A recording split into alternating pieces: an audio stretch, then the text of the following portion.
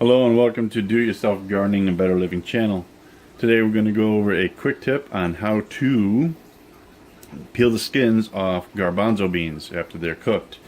All you have to do is take 2 teaspoons of baking soda, put it in hot water, let it soak for a couple minutes, and then gently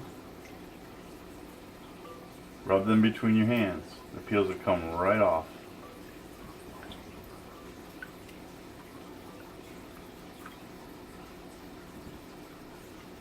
You can see right there. You only have to repeat this process like 1 or 2 times, and then eventually all the peels will come right off. It'll only take a couple minutes to do it, and then you can do whatever you want with them. And that's it. Quick way to get the peels off of garbanzo beans.